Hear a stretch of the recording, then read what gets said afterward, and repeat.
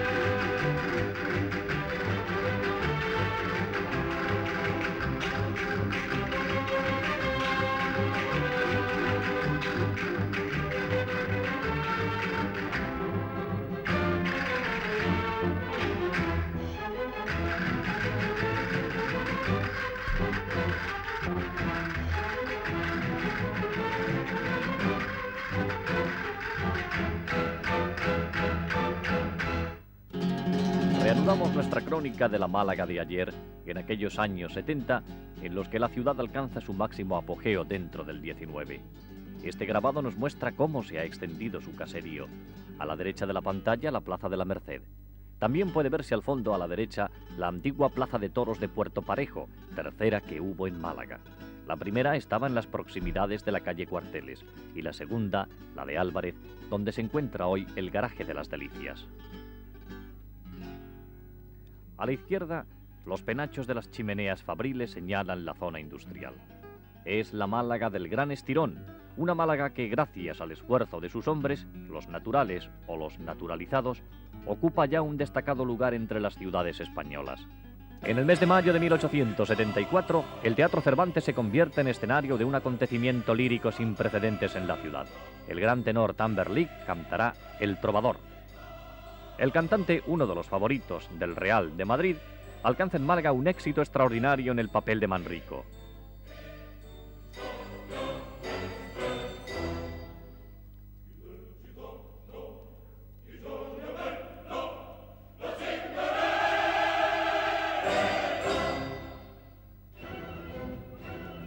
Del triunfo de El Trovador participó también el gran bajo Juan Ordinas.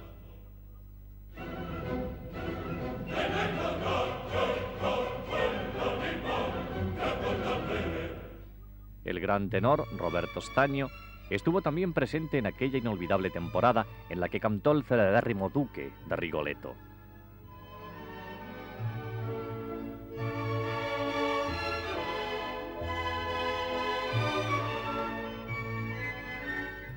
Pero el gran éxito de la temporada fue La Traviata, en la que la taquilla de Cervantes hizo un ingreso nada más ni nada menos que de 3.747 pesetas con 50 céntimos.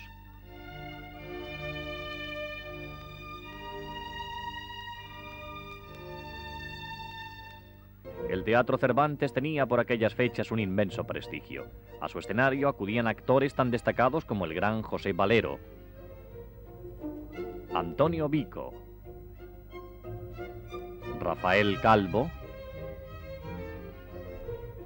Ricardo Calvo o Julián Romea.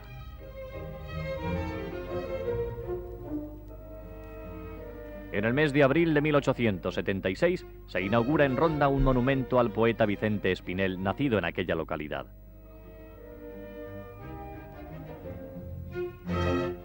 En junio de aquel mismo año, un acontecimiento llena de satisfacción a los malagueños aficionados a la tauromaquia, la inauguración de la Plaza de Toros.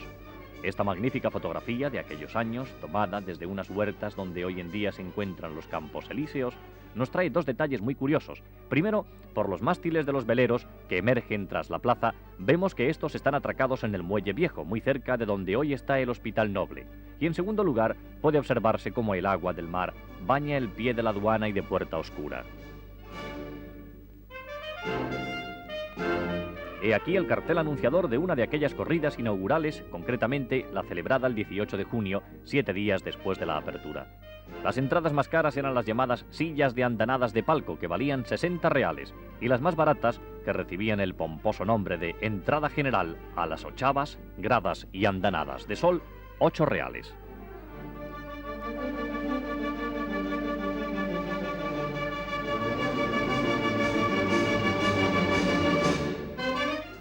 A bordo de la fragata Victoria llega a Málaga el día 28 de marzo de 1877 el rey don Alfonso XII. Según una crónica de la época, acudieron al encuentro del buque real en diversas embarcaciones el presidente del Consejo de Ministros don Antonio Cánovas del Castillo, el alcalde don José Alarcón Luján, el diputado a Cortes don Jorge Lorin, el presidente de la Diputación don Cayetano López y el juez don Enrique Llobet. El soberano se dirigió al embarcadero en un esquife tripulado por marineros de la Victoria y escoltado por 4 guardamarinas de la misma fragata. Toda Málaga se encontraba en la calle aquel día. El puerto aparecía abarrotado y todas las casas de la cortina del muelle profusamente engalanadas. Muchos malagueños alquilaron embarcaciones para presenciar de cerca el desembarco del rey y de su comitiva. Don Alfonso XII permaneció 2 días en la ciudad, durante los cuales prestó viva atención a los avances industriales de la misma.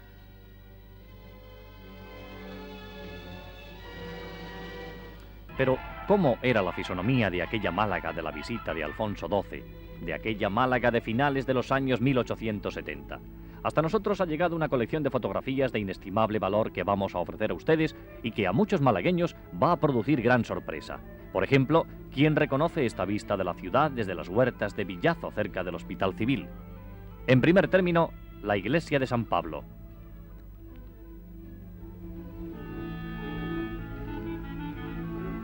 Y la entrada al cuartel de la Trinidad, que en aquellos años visitó Grant, héroe de la Guerra de Secesión y expresidente de los Estados Unidos. He aquí el río, a la altura del puente de Tetuán, con su rampa de acceso a la Alameda y la espalda de un viejo palacio ya desaparecido. Las paradas de carretas y carros estaban en el lecho del Guadalmedina.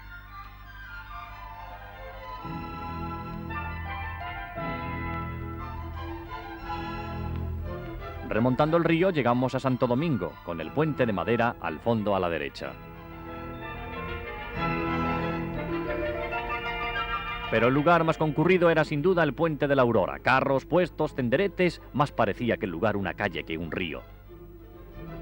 Si nos aproximamos podrán nuestros espectadores apreciar la deliciosa anarquía que reinaba en aquel sitio.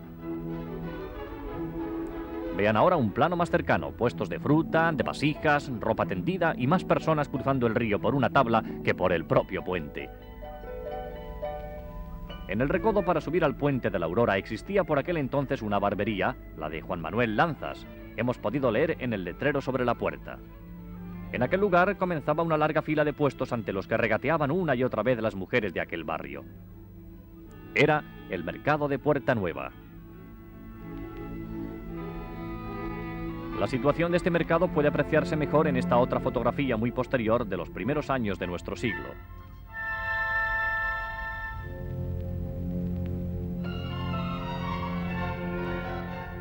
El año 1878, Málaga conoce una de las catástrofes más importantes de su historia.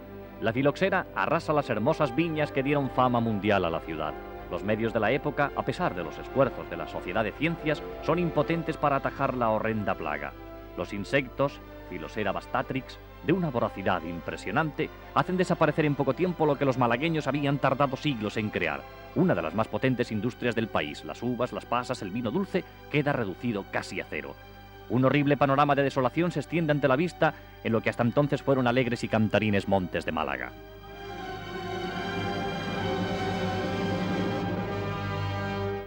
Las Atarazanas, el viejo recinto militar árabe, había sido derribado hacía algunos años. Sobre su solar y conservando solo su hermosa portada, fue levantado en 1879 un gran mercado llamado como recuerdo al lugar de emplazamiento Mercado de las Atarazanas. Esta foto nos presenta la famosa puerta.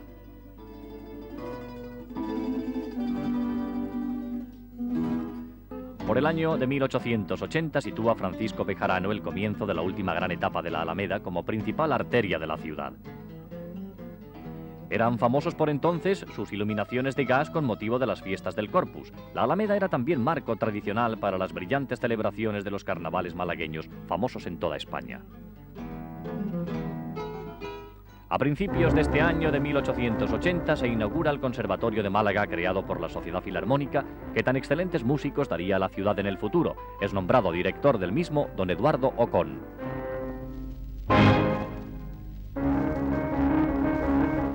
En este mismo año publica Salvador Rueda su primer libro, Renglones cortos. El Pastor de Benaque fue un auténtico renovador de la poética española, el más importante iniciador del modernismo. Esta foto nos presenta la fuente que aún se conserva al final de la avenida de Pries. En este año de 1880 se crea en Málaga la Sociedad Sancha y Compañía, que habría de urbanizar y dar al lugar la actual fisonomía.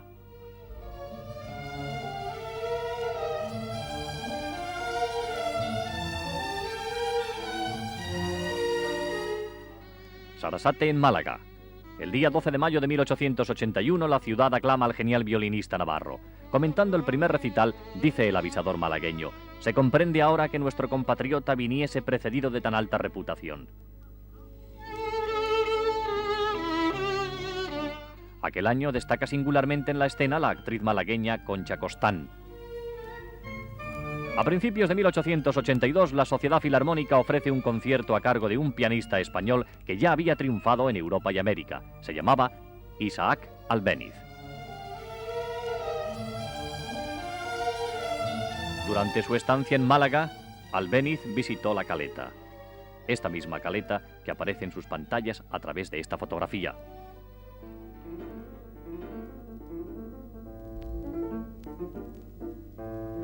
En aquel lugar donde aún no circulaban tranvías de mulas, ni siquiera se había iniciado el empedrado, Albéniz encontró motivo de inspiración para una de sus más famosas páginas, Rumores de la Caleta.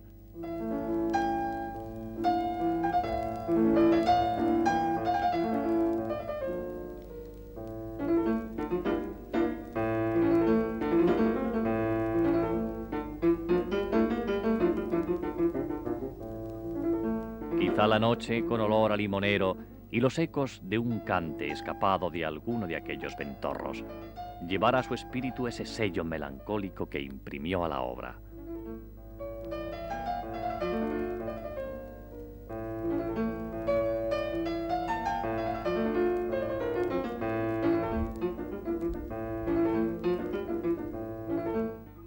El día 4 de julio de 1882, Málaga se viste de luto. Ha muerto la Rita, una gitana de singular belleza. Era hermana de la señá Gabriela, la madre de los gallos, y tenía una carnicería en la calle San Juan. Cuando salía con su mantilla blanca del brazo del señor Paco el Guarrirro para ir a la plaza de la Malagueta, era, dicen, un verdadero espectáculo. Las mozas que iban a buscar agua a las fuentes públicas de Málaga hablaron mucho tiempo de aquel inolvidable entierro, corriendo de boca en boca el cantar popular que evocaba su desaparición. Ya se murió mi Rita bonita. Ya se murió mi tesoro de oro. Ya no tengo quien me diga: Paco, llévame a los toros.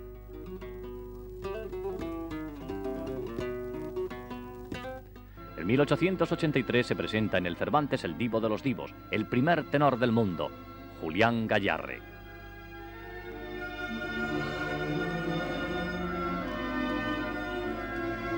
El tenor viene precedido ya de una fama universal que hace agotarse rápidamente las localidades. Y el triunfo, como en todos los escenarios del mundo, es absoluto, rotundo. Por si alguien lo ignora, diremos que Julián Gayarre cantó en Málaga antes de su presentación en el Real de Madrid. El día de su beneficio en el Cervantes, la taquilla produjo el mayor ingreso hecho hasta entonces por el teatro. García Herrera recoge en su libro Más cosas de Málaga que Gayarre fue invitado a una fiesta en una venta de la Caleta, donde tomó pescadito frito y vino de la tierra.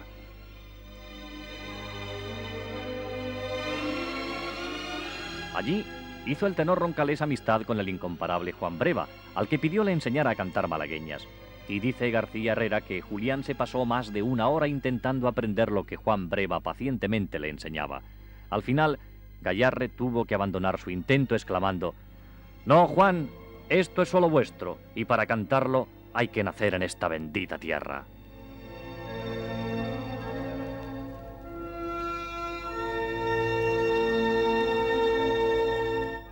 Aquel año de 1883 muere en Madrid, totalmente arruinado, un malagueño ilustre, un hombre que llegó a poseer una de las más importantes fortunas de su tiempo, el Marqués de Salamanca. Salamanca aparece en esta foto ya viejo, cansado de luchar y rendido por el duro camino recorrido. Murió en su posesión de Vista Alegre, en Carabanchel. Según su biógrafo Hernández Girbal, al ir a buscar dinero en sus bolsillos para hacer unos pagos, solo se le encontraron un billete de 20 duros, una moneda de plata de 2 pesetas y unas cuantas de cobre de 10 y 5 céntimos. El hombre que, partiendo de un préstamo de Heredia y de Larios, había llegado a reunir la fortuna más fabulosa que nadie pudiera imaginar, había muerto pobre, pero ahí quedaba su obra, repartida por toda la geografía española. Entre ella ese barrio madrileño que lleva su nombre y en el centro del cual se levanta hoy su estatua como postrer homenaje a su grandeza.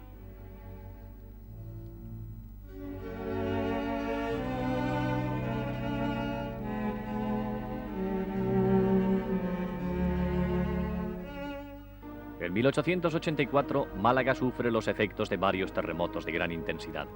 Muchos pueblos quedan destruidos y en la ciudad multitud de edificios se vinieron abajo. Rara fue la casa que no quedó deteriorada. Hasta los recios muros de la Alcazaba quedaron dañados. Multitud de malagueños huyeron de la ciudad. Lugares como la Alameda se convirtieron en auténtico campamento, donde las gentes marchaban a dormir por las noches con sus colchones a cuestas, por temor a que nuevas sacudidas hicieran tumbas de sus propias casas. Otro lugar donde los malagueños buscaron su seguridad en las noches fue la Plaza de la Merced.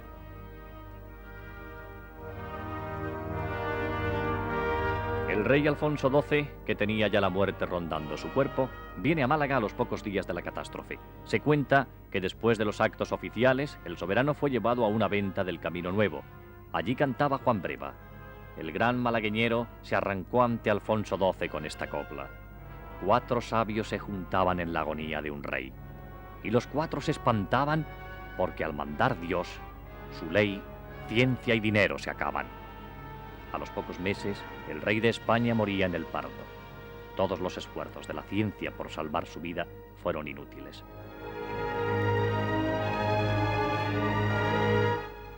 Se dice que Juan Breva estuvo mucho tiempo sin cantar, impresionado por la muerte del soberano, y aún más por lo que había habido de profecía en su copla.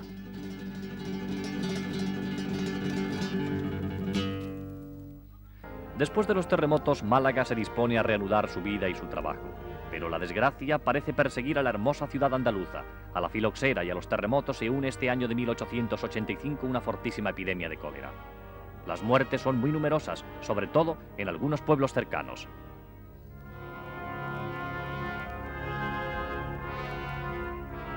Pero la ciudad, viva, palpitante siempre, no se deja vencer por esta serie de agotadoras calamidades. Desde los niveles más humildes a las dedicaciones más altas, todos vuelven a su trabajo para alejar el hambre de sus hogares y para levantar su ciudad. Se importan vides de California que permiten reanudar en parte la antigua y tradicional industria de los vinos. Los altos hornos de Heredia, los primeros que se instalaron en España, reanudan afanosamente su actividad. Y el puerto, con esta estampa lejana y entrañable, vuelve a llenarse de actividad como en aquellos días en que los barcos de Heredia reanudaban, los primeros en España, el comercio de la península con las emancipadas colonias ultramarinas, como recuerda en uno de sus libros Modesto Laza. También surge de la mano de la familia Kreisel la Unión Mercantil, el más importante diario que ha tenido la Málaga de ayer. Una comisión marcha a Madrid para solicitar de la reina regente la reanudación de los trabajos del puerto.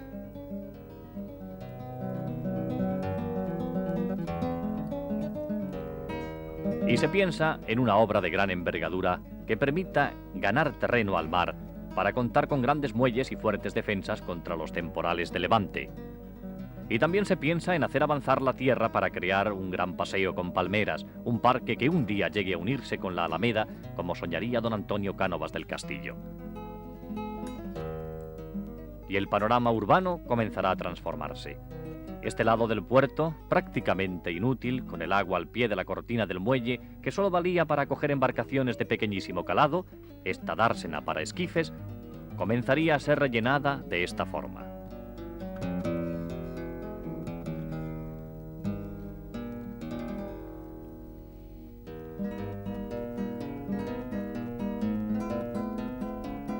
Otro de los grandes proyectos malagueños de la época fue el de unir la Plaza de la Constitución, la plaza principal de la ciudad, con la Alameda, facilitando así la comunicación del puerto con el corazón de la ciudad.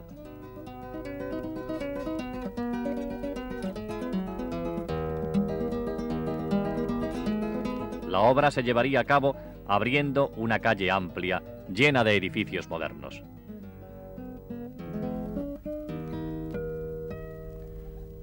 Tanto la iniciativa como la ejecución de las obras vinieron del Marqués de Larios, cuya estirpe estaba íntimamente ligada al desarrollo de la ciudad. Esta foto refleja una de las primeras fases de las obras con la grúa belga de vapor. Han sido demolidas 136 fincas y derribados los callejones del Gato, el Perro y el Fraile, y empiezan a elevarse nuevas edificaciones, 12 manzanas. Al fondo, la actual Casa de Marmolejo en la plaza. A la izquierda, el conventico. Dirige las obras el arquitecto don Eduardo Guerrero Strachan. Es un maestro de obras Pepe Hidalgo, que luego sería don José Hidalgo Espíldora, dueño de una importante fábrica y presidente de la Cámara de Comercio. En la nueva calle trabajan 1.200 obreros de todos los oficios. Entre ellos se encuentra uno que años más tarde se convertiría en uno de los principales constructores y hombres de negocios de la ciudad. Sería condecorado con grandes cruces y fundaría la agrupación de cofradías de Semana Santa. Su nombre, Antonio Baena Gómez. Las obras marchan a ritmo acelerado en 1889. Ya están levantadas casi todas las casas. Ya se han alcanzado la plaza y en ella empieza a surgir también nuevas edificaciones.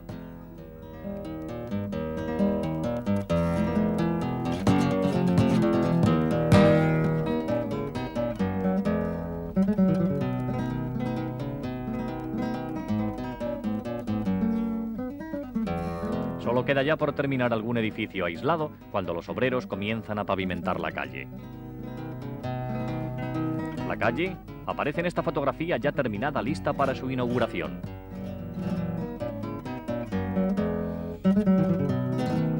Es una calle de hermosa perspectiva, una vía que honra a la ciudad y al hombre al que debió su nacimiento, cuyo título de nobleza llevará para siempre.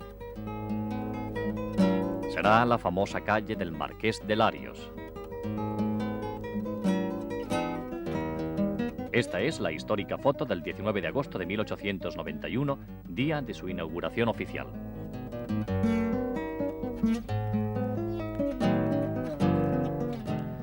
La calle de Larios conserva hoy todo el empaque, la gracia y el señorial aire del siglo pasado. La ciudad se ha extendido notablemente, han variado las personas, las tiendas, los vehículos que por ella circulan, pero Larios sigue siendo el eje material y, sobre todo, el corazón de la hermosa Málaga.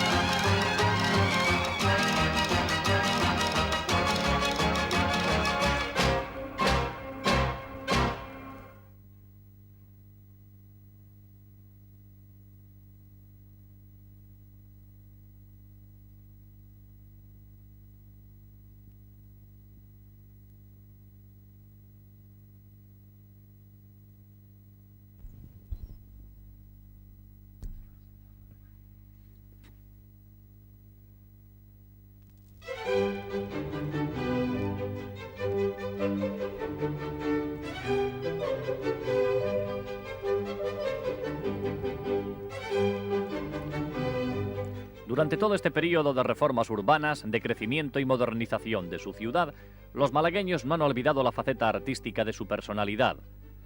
José Ruiz Borrego y Narciso Díaz de Escobar han creado en 1887 la Academia de Declamación. Esta academia habría de dar a la escena española multitud de nombres que alcanzarían las cabeceras de cartel en las principales compañías que recorrían los teatros de España y América. De este centro docente surgirían figuras como Rosario Pino, Emilio Tuiller, José Santiago, Emilio Díaz, Luis Martínez Tobar, padre del actor de televisión que lleva el nombre artístico de Fernando Delgado, José Tallaví,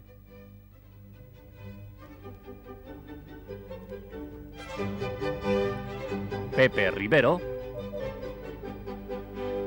y Rafael Sárraga, hermano de la propagandista política Belén Sárraga.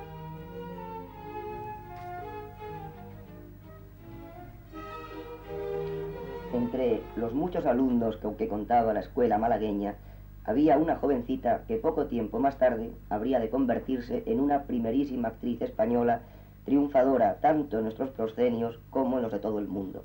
Su nombre es Ana Damuz. Ahora, muchos años más tarde de aquellas fechas, va a hablar para testimonio. Doña Ana, ¿qué motivó su entrada en la academia?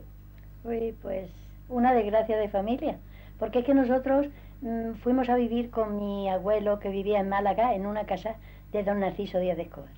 Y resulta que murió de repente. Y entonces, como era muy amiga mi madre de la señora de don Narciso Díaz de Escobar, pues dijo, mira, como tú no puedes pagar la casa que tenía tu padre, pues ¿por qué no te vas a vivir a la Academia de Declamación? Y entonces, pues nos fuimos a vivir allí. Y eso motivó el que yo tuviera esta afición enorme y que me dedicara al teatro. Es decir, que no había ningún antecedente en su familia teatral. En absoluto ninguna. Al contrario, nada. Y además lo veían casi un poquito mal que yo me dedicara al teatro, fíjese. En su opinión, de las muchas cosas por las que fue importante la escuela de declamación, ¿cuál cree usted que es la más importante de todas? La más importante es el amor que tenían estos seres tan magníficos y además haber creado una cosa, una academia que ha dado de actores a montones, porque en todas las compañías ha habido siempre actores y actrices malagueños y todos han salido de la academia, claro. Y para terminar este breve recuerdo sobre la Academia Malagueña de Declamación, ¿quiere usted, por favor, recordar ahora con nosotros, para nosotros, alguna anécdota que en orden íntimo sea muy importante para usted y que esté vinculada con aquellos años? Ay, sí, tengo una magnífica. Yo entraba poco en la academia, ¿verdad? Y sabía pocas cosas, pero claro, de oír, pues sabía alguna cosita. Y resulta que fue una visita don Cándido Lara y Vitalaza y muchos señores más. Y claro, yo para oír a la chica recitar, entré. Y se equivocaron y en vez de llamar a la chica que tenía yo a mi lado, que es la que yo creía que iba a recitar, pues me llamaron a mí. Y digo, ¡ay, por Dios! Pero ¿cómo tiene valor de llamarme? Pues si yo no sé... Ah, no. Y le hizo mucha gracia a Vitalaza. Y dice, bueno, recita lo que sea, que quiero oírte. Y yo recité. Y entonces él, tan gentil, pues dijo que me dedicaba un retrato. Y me dedicó un retrato con una dedicatoria maravillosa. Resulta que decía, voy, Ana, a felicitarte, pues ya he podido apreciar tu entusiasmo por el arte en que un día has de brillar. Tu justa gloria presiento, pues a tu gran vocación unes belleza, talento, juventud y corazón. Fíjese, eso fue lo que me animó más que nada. Y ven ustedes, señoras y señores, cómo gracias a esta anécdota hemos podido comprobar cómo doña Ana Damuz sigue conservando una gran memoria y sobre todo unas grandes dotes interpretativas que la colocaron en un primerísimo puesto en nuestra escena. Muchas gracias. Muchas gracias a usted. En el campo de la pintura, Denis ofrece muestras de un arte personalísimo, como el que se pone de manifiesto en este lienzo de tema taurino. O en este, titulado Después de la corrida.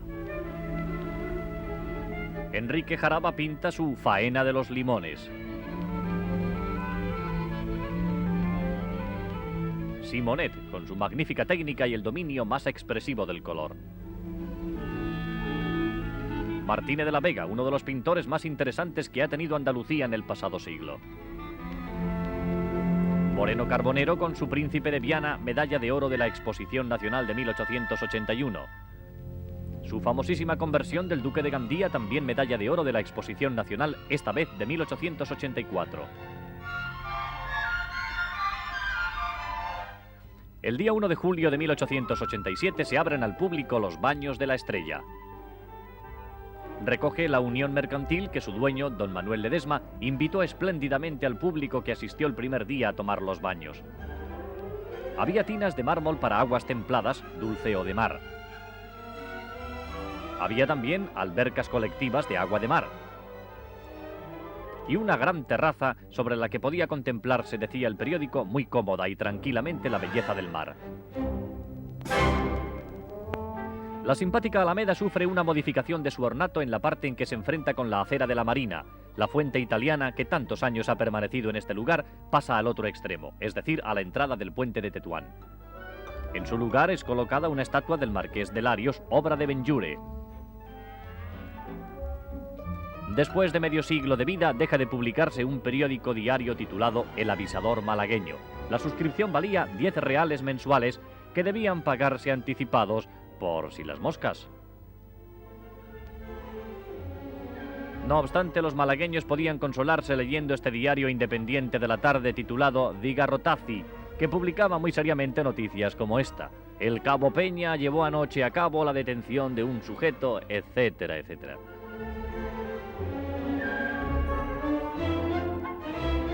Los que viven en el bonito Limonar, que tenía todavía mucho terreno libre entre chalet y chalet, como puede verse, y bastantes huertas, pueden utilizar ya por estos años los servicios de los simpáticos tranvías de mulas.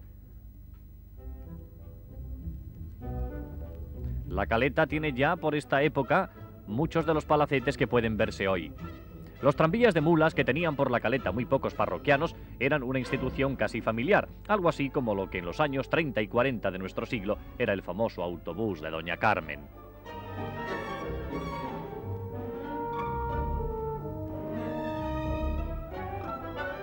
Ahora bien, al llegar a la Alameda, ya era otra cosa.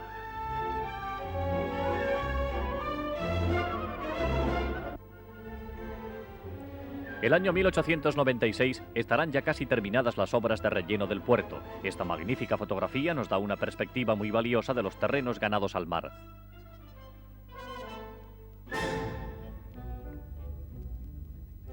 En 1896, un muchacho de 15 años recibe su primera mención honorífica como pintor en una exposición nacional. Se llama Pablo Ruiz Picasso. Era hijo de don Pablo Ruiz Blasco, profesor de dibujo, y de doña María Picasso.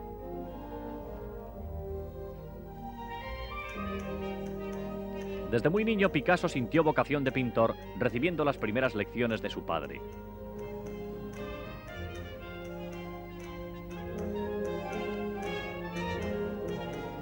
En 1895, a los 14 años, Picasso pinta este cuadrito que envía como regalo de Navidad a Muñoz de Gren.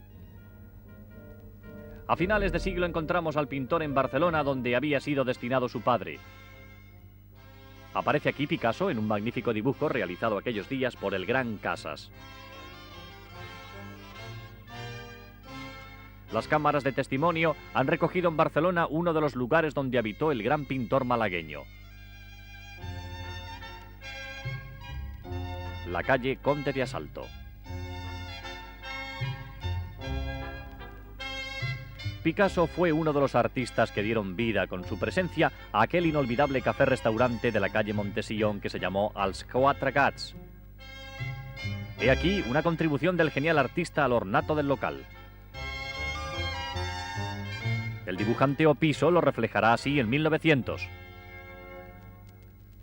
En la ciudad condal colaborará el pintor en la revista Pel y Ploma, con retratos de personajes de la actualidad como este de Sebastián Junier.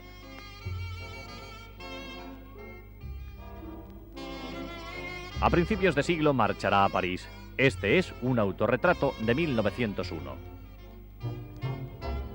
A la vez que lo hizo Ramón Casas, Es posible que en Barcelona Picasso pintara este retrato poco conocido de Baroja.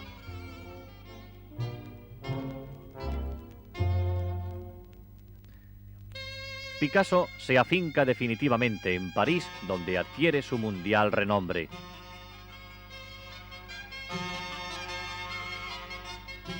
Picasso recuerda hoy aún con gran cariño a la ciudad que le vio nacer.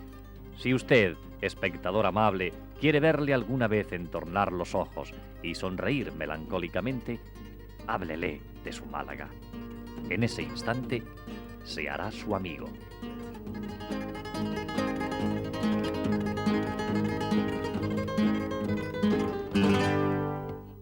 La guerra de Cuba y la intervención de los Estados Unidos en la contienda hace vibrar a Málaga de amor a la patria. Hubo manifestaciones que recorrieron la ciudad dando vivas a España.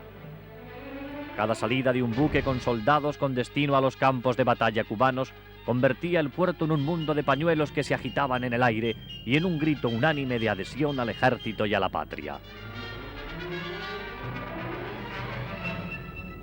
Desde este mismo lugar del puerto malagueño, aquel día, un soldado de 22 años sale para Cuba. Hoy, 70 años después, aquel soldado, don Rafael Rosa Carrasco, nos da su testimonio. Don Rafael, ¿qué recuerdos tiene usted de su salida? Que llegamos al puerto y había mucho personal que vinieron a despedirlo, de modo que palmas y la música, mucho personal. ¿Qué acción de guerra recuerda usted mejor? El del río Cauto, Laguna y Tabo, que allí mataron a 2 capitanes.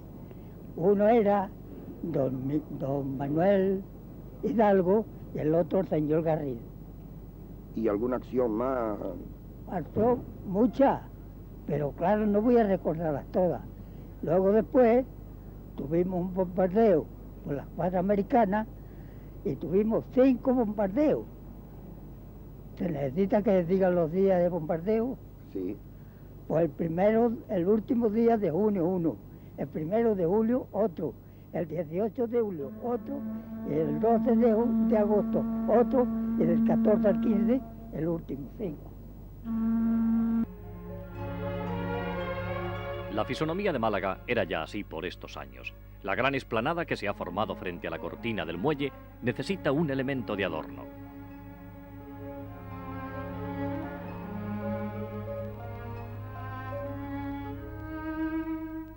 Todos coinciden en que el remedio estará en el traslado a aquel lugar de la fuente que hay instalada en la Plaza de la Constitución. Pero no precipitemos los acontecimientos. Una fatal noticia hace a los malagueños dejar a un lado todas sus preocupaciones estéticas. Cánovas del Castillo, el insigne hombre de Estado, ha muerto en el balneario de Santa Águeda, asesinado por un anarquista.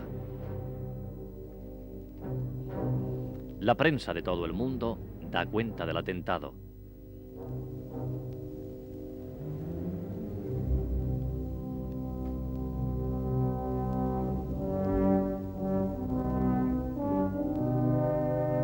La imagen del anarquista Angiolillo ocupa las primeras planas de todos los periódicos. El entierro constituye en Madrid una de las más sentidas manifestaciones de duelo.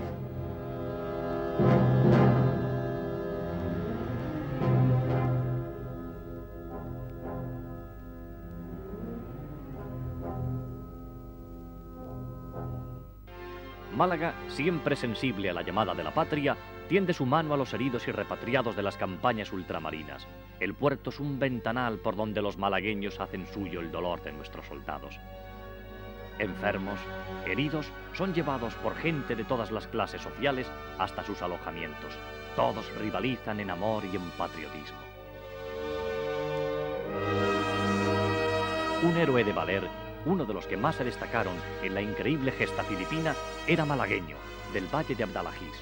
Aparece en esta foto señalado con el número 17. Su llegada a la ciudad el día 11 de septiembre de 1899 constituyó un verdadero acontecimiento.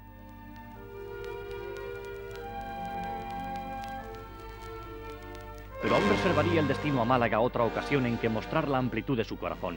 El nombre de la fragata alemana Gneisenau quedaría ya unido a la historia de la ciudad desde aquel 16 de diciembre de 1900, en que el primer comandante, Kraxmann, dio la orden de zarpar hacia el mar abierto para realizar los diarios ejercicios que le marcaban sus ordenanzas.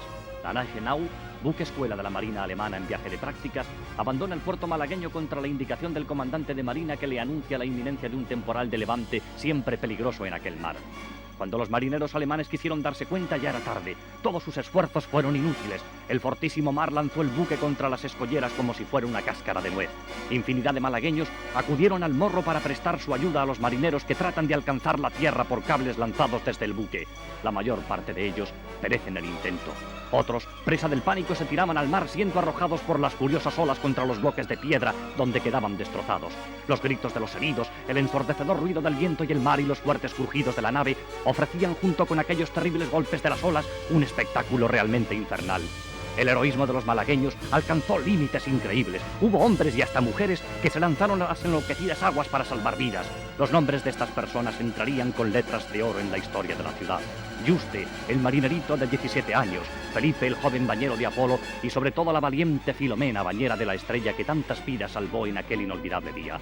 Años más tarde, el Kaiser Guillermo II condecoraría los pechos de esta brava gente. A ellos, a su gesta, nuestro recuerdo emocionado.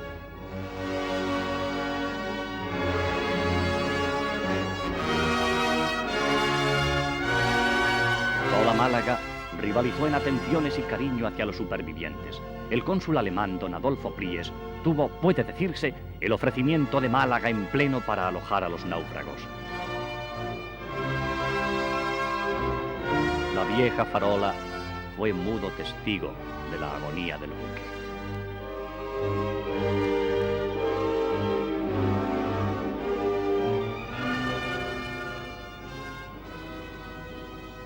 Uno de los muchos malagueños que aquel día acudieron a prestar ayuda a los marinos alemanes fue el doctor don Rafael Aranda, entonces estudiante de tercer curso de bachillerato. Don Rafael, ¿este lugar qué aspecto ofrecía en aquella trágica jornada? Pues había una cantidad de personas grandísimas auxiliando a los pobres marinos que se estrellaban contra las rocas. El aspecto era una cosa dantesca.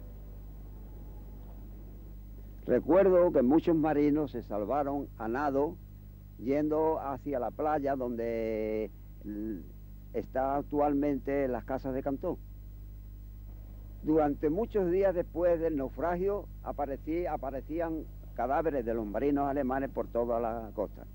¿Cuál fue la reacción de Málaga ante aquella catástrofe? Pues Málaga se portó admirablemente con los marinos. Pues los alojó en sus casas particulares, en todos los hospitales, y todo el mundo hizo algo por ellos.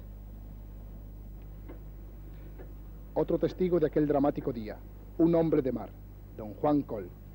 ¿Cómo llegó usted hasta este lugar? Pues llegué aquella mañana a traer desayuno a mi padre, que tenía un taller de carpintería en la Espada del Práctico, y al ver la aglomeración de personal, pues me vine hacia el sitio de la catástrofe. ¿Y qué vio usted? Vi, pues, como las personas de marineros y demás se descolgaban por unos cables que dieron a las piedras y caían a las piedras y se hacían pedazos. Además, vi un bote con unos cuantos marinos y se estrelló en las mismas escolleras. Málaga acogió en su suelo a los muertos que el mar arrojó a las playas durante muchos días. Y allí, en el cementerio romántico de la avenida de Pries, quedaron para siempre sus tumbas.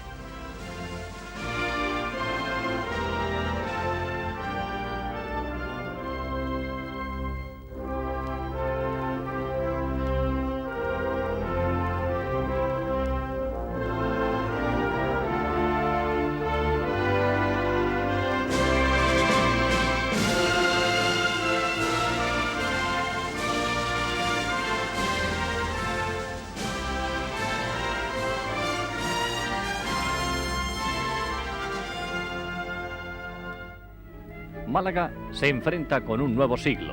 Como todos intuían, la fuente de la plaza fue llevada al puerto. En su lugar fue colocada esta otra, a la que los malagueños bautizaron inmediatamente con el nombre de El Sonajero. El nuevo siglo nos traería también las primeras películas de Málaga, como esta, que recoge algunos aspectos del mercado de Atarazanas.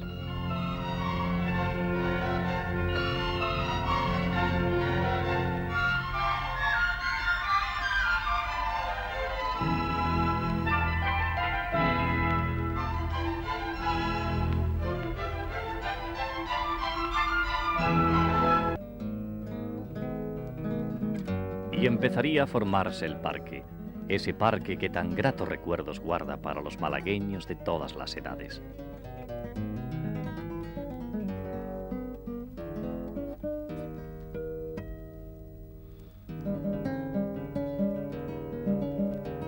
Ese parque de los largos paseos en las mañanas de los domingos, de las niñeras a cuadros y llenas de lazos, de los viejecitos tomando el sol y de los novios.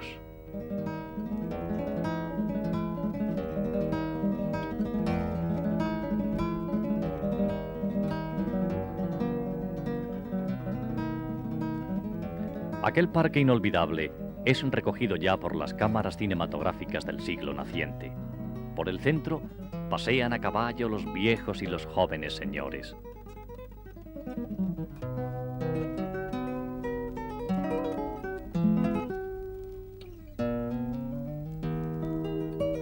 Por los andenes discurre la gente que encontrará en el nuevo lugar ese atractivo que aún, pasados los años, conserva como sello indestructible. Ya se fue como paseo aquella acera un poco desigual de la cortina del muelle, con el agua junto al muro, que contemplamos en esta vieja foto hecha desde la aduana. Ahora, frente a ella, van a crecer jardines llenos de hermosas plantas que llegarán de todas las partes de la tierra.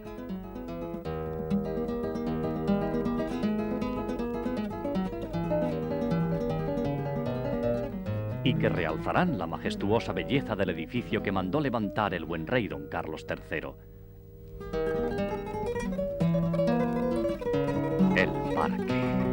El parque que el nuevo siglo verá crecer día a día, alzando sus palmeras hacia el cielo como unos fuegos de artificio vegetales.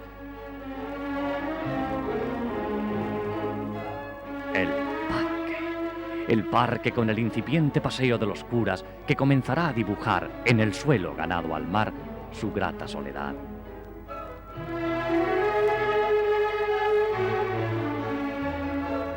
El parque lleno de sol que juega con los árboles y de frescor que envía el cercano mar.